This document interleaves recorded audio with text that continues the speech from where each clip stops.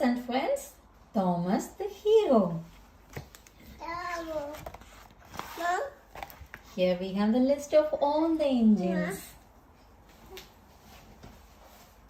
Thomas, Percy, James, Cranky, Toby, Gordon, Salty, Spencer, Emily, Bertie, Diesel, Mavis, Harry and Bert, Rocky, Annie and Clarabelle, Flynn, Billy, Fat Controller, Harold, Hero, Kevin, Victor, Troublesome Trucks, Charlie.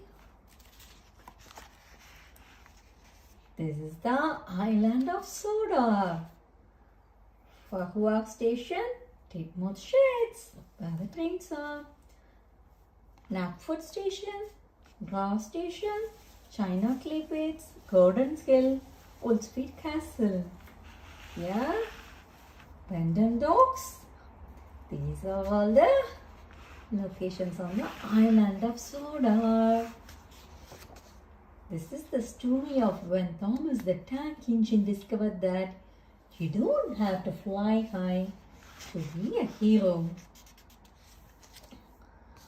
Thomas the Tank Engine was going about his work as usual when he heard a high-pitched whistling sound up in the sky. "Whatever can that be?" he said to his mom. Thomas looked up and saw a small plane darting overhead. He had never seen anything like it before. "Beep, beep!" called Thomas, but the plane didn't hear him. The plane was out of sight. "I must find out about the flying machine," Thomas said to himself. That night, in the engine sheds, Thomas asked James and Percy if they had been seen anything flying overhead that day. "We keep our eyes fixed on the tracks, Thomas.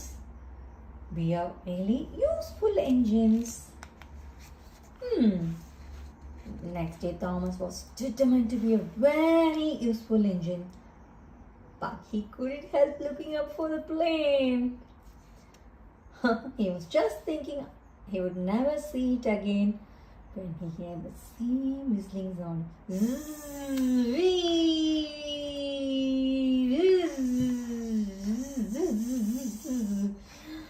This time he couldn't resist. He followed it. The plane had been very small, but it was fast. Wow. Must keep up, must keep up, must keep up. Thomas puffed to himself. It was working. Thomas was catching up with the plane.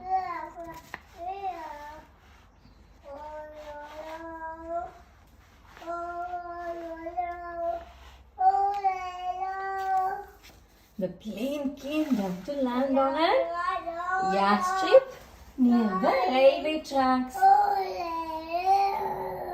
A little nervously now, Thomas came to a stop beside the plane. He admired the whirring propeller and the big red dots painted on its wings. "I am Thomas," said Thomas shyly.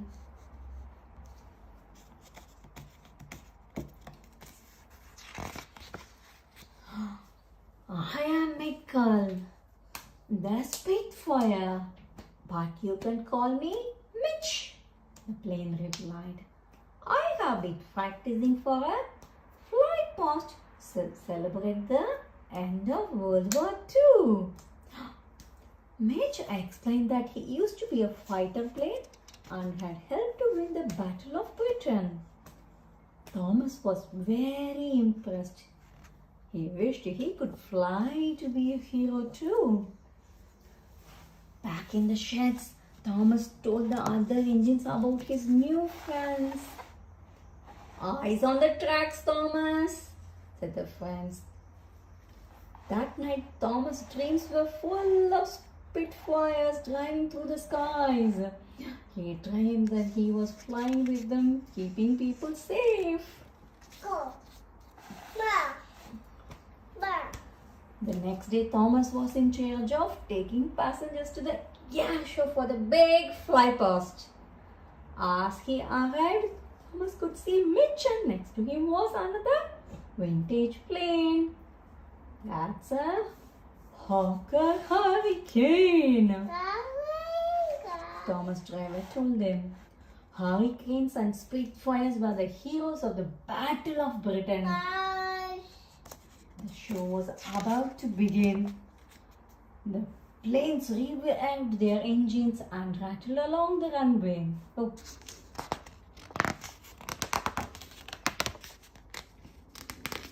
Thomas couldn't resist following them, but Mitch seemed to be in trouble. His engine spluttered. He came lower and lower and lower until the big splash. He made an emergency landing in a duck pond. What shall we do? Asked Mitch as he started to sink lower and lower into the muddy pond. No one will know where am I. I can help, puffed Thomas as he hurried to fetch the breakdown train. It's an emergency. As he pushed the breakdown train back to Mitch.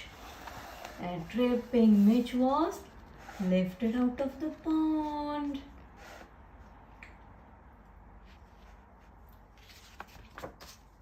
The fat controller was proud of Thomas.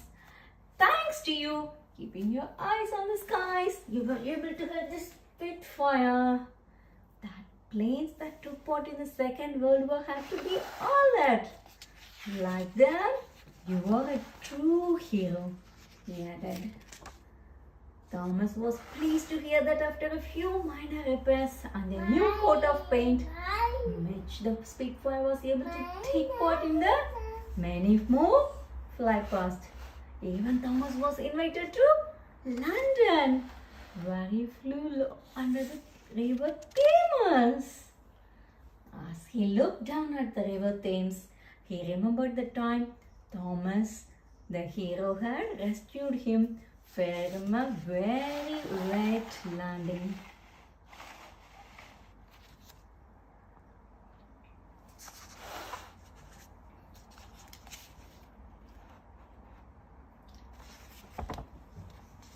The end.